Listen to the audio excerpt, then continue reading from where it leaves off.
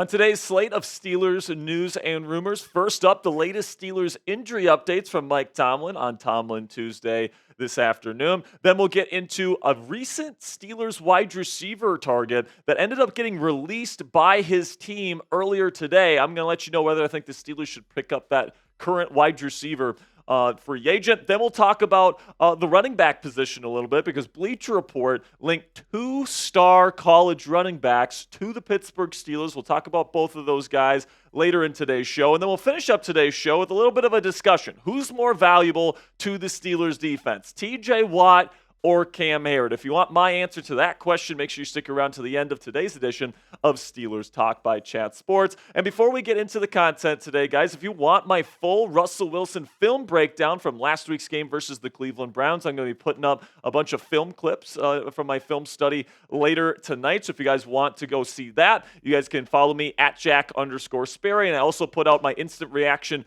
to all the Steelers news out there on my X. So again, at Jack_Sperry on X. And then we also have a brand new Steelers Talk Instagram page that you guys can follow. So if you want short form content on the Steelers every single day on IG, you guys can go follow us at Steelers CS. So first things first here, let's give you guys the latest Steelers injury updates. Now, yesterday we talked about George Pickens having a grade 2 hamstring injury. He is going to be doubtful this week versus the Philadelphia Eagles, according to head coach Mike Tomlin. Now we can move on to some other players here. Donte Jackson, who left the game technically with what was being characterized as a back injury, is going to be good to go this week, according to Coach T. And apparently he was dealing with an illness on Sunday versus the Browns. He tried to play through it. It didn't really work out, so he ended up not coming back in, but he should be good to go this week. But the two players that are questionable heading into this week and kind of new to the injury report here are Larry Ogunjobi. He left Sunday's game with a groin injury. He's currently questionable. And then DeShon Elliott, kind of a surprise here because we didn't hear anything about DeShon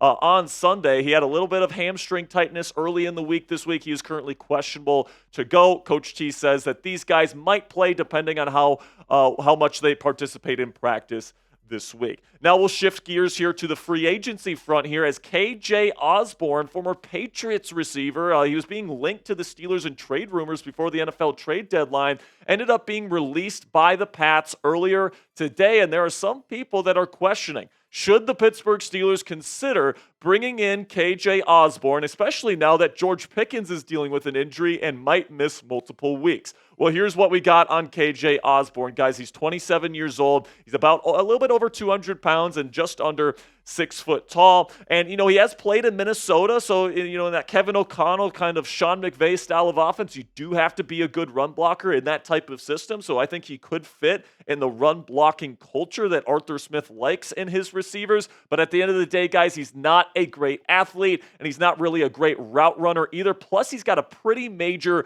drop issue. So that's kind of a trio of negative traits that I don't really love about KJ Osborn. And honestly, his production in Minnesota came more from Justin Jefferson's getting doubled and Kevin O'Connell is scheming him open more than he's cooking guys with route running and all these different things. And plus, he's got that drop issue, which I really don't like. So personally, I would not bring in KJ Osborn. And here's the reasoning why, guys. I look at KJ Osborn. He doesn't know anything about the Steelers playbook. He had to learn a brand new playbook. We've seen how long it's taken Mike Williams to get acclimated into this offense. And, I compare KJ Osborn versus what the Steelers already have in Van Jefferson. And honestly, I think I'd rather have Van Jefferson because he's been with this team. He's been working with Russell Wilson for all these weeks and months. And I think that, Van Jefferson would be the more effective receiver in this offense compared to KJ Osborn, who's not really a talented player, in my opinion, guys. Plus, he doesn't have the chemistry with Russell Wilson. Plus, he doesn't know the playbook. So as much as you guys know I don't love Van Jefferson in this offense,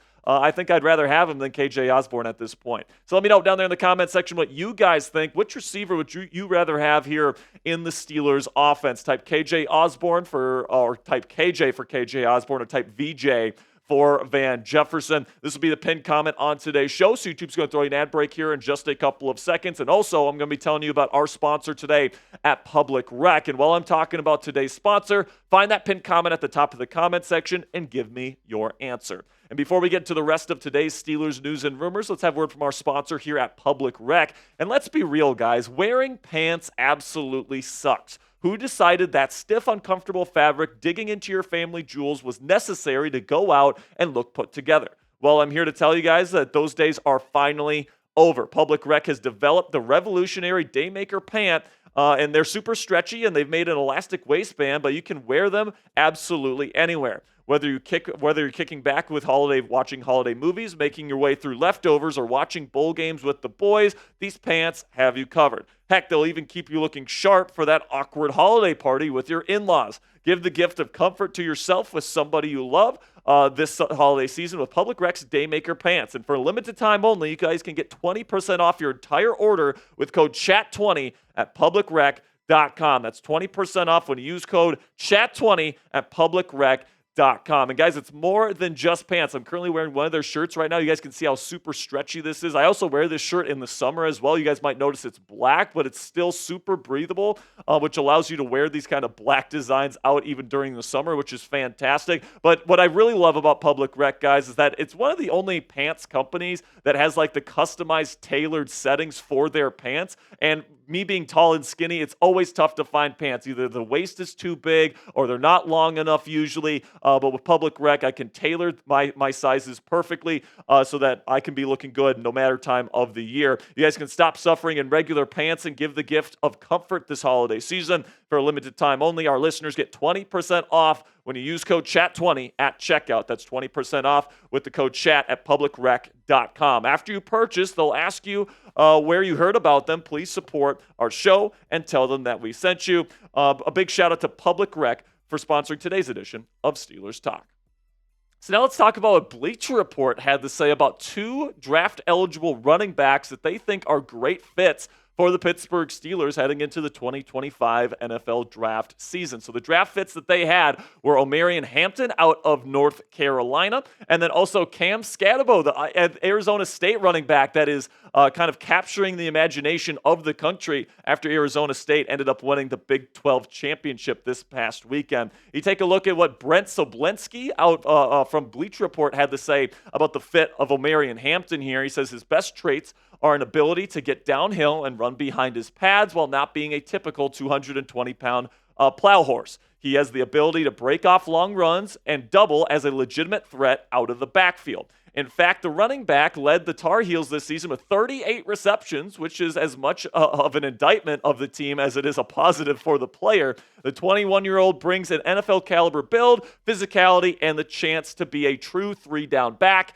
which places him in the first-round conversation. And guys, Omarion Hampton is a very good player, and I think that he would be an excellent fit here with the Pittsburgh Steelers. You know, we've seen as of late the Steelers like to go to kind of like the running back screen game with Najee Harris and Jaylen Warren. If you end up having Najee Harris leave in free agency this year and you want somebody, a rookie, to come in and kind of assume the role as maybe the number 2 running back or even the number 1 running back for that matter that can also catch the football, I think Hampton is a really good fit for that. It could be a potential replacement for Najee Harris, that is, if he walks. Then we get to what Brent had to say about Cam Scatabo out of Arizona State. He says, if you grew up watching the likes of Mike Alstott or Marion Barber, Arizona State's Cam Scatabo is the back for you. He is a truck who will almost certainly make his fair share of appearances on angry runs after becoming an NFL running back. All the while, Scatabo has been productive over his 4 seasons between the 2 programs. The first-team All-Big 12 performer has 4,243 rushing yards and 41 touchdowns.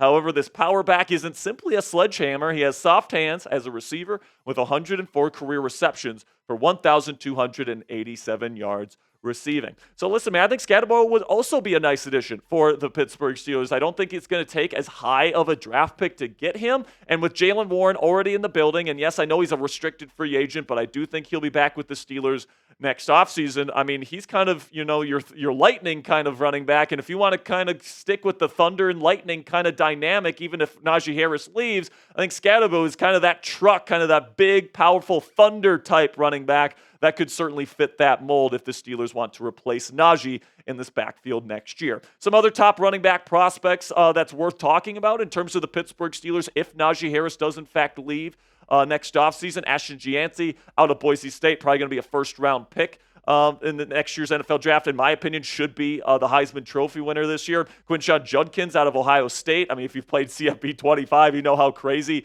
his skill set is. Caleb Johnson out of Iowa, I'm a big fan of. I think he has great size and great vision. I would love to see Caleb Johnson back in the black and gold, going from Iowa to Pittsburgh. Dylan Sampson's having a hell of a year for the Volunteers in Tennessee. And then Nicholas Singleton, a person that a lot of you guys are familiar with, because I know a lot of our fan base here in Pittsburgh is Penn State fans. So Singleton's certainly somebody to consider as well. So who's your guy? Let me know down there in the comments section. Which running back would you like to see the Steelers draft next year? That is if Najee Harris leaves in free agency. Let me know what you guys are thinking down there in the comments section. Now, the final topic here on today's edition of Steelers News and Rumors is I've been seeing a lot of discussion and debate on Steelers Twitter regarding who's more valuable to the Steelers defense, Cam Heyward or T.J. Watt. And, before I give my answer here, guys, as to who I think is the most valuable player on the Steelers defense, it really doesn't matter. They're teammates. They play for the same team. And, they're both elite caliber players that help this defense tremendously. So I think this is kind of a stupid debate, if I'm being completely honest with you, but I've had enough people harp on me to give my answer, so here it is. I'm going to say it's T.J. Watt. And I think the reason for that is because, even though I think Cam Heyward is a better and maybe a higher-ranked defensive tackle than maybe T.J. Watt is right now as an edge rusher in terms of the statistics that they're putting up, when you look at the overall value, I mean, T.J. Watt is providing more of that, in my opinion, than Captain Cam on the field. You take a look at their stats this year. Cam has more tackles, but he's an interior player. He's also got more pass breakups, and the pass breakup stuff is ridiculous. Like Cam, right now, in my opinion, is the best defensive lineman in football at getting that paw up and affecting the football. It even led to an interception 2 weeks ago against the Cincinnati Bengals in a key moment. But the real way that TJ provides more value, in my opinion, is the forced fumbles. He's led the league in forced fumbles by double digits since he's entered the National Football League. This year he has 5, which has been an incredible value to the Pittsburgh Steelers defense this year, whereas Cam hasn't forced any. Also, TJ has more sacks and 7 more tackles for loss. So although both of these guys are elite players, and I love both of them to death, man. I love that you have a killer combination of an elite edge rusher in TJ Watt that's a perennial defensive player of the year candidate. And yes, he's still in the defensive player of the year conversation in this year, in my opinion, because of those forced fumbles. And then you got a guy in Cam Heyward who's going to be a first-team All-Pro interior pass rusher. Sign me up for that. This isn't about picking favorites or picking between children here, guys. But if I do have to pick one player that is the most valuable to this team, to me, it's no question. It's TJ Watt. But let me know down there in the comments section, who's the defensive player of the year here on the Steelers defense? Type TJ for TJ Watt or type CH for Cam Heyward. I'm assuming most of the people watching this right now love both of these players. So, I'm interested to hear what you guys have to say about which one is more valuable to this team this year. Make sure you guys click that subscribe button if you haven't already. Really do appreciate all of your guys' support and making it to the end of today's show. Tomorrow, we got more Steelers content coming your way. You're not going to want to miss it. So make sure you click that subscribe button right now. And until next time, guys, here we go, Steelers.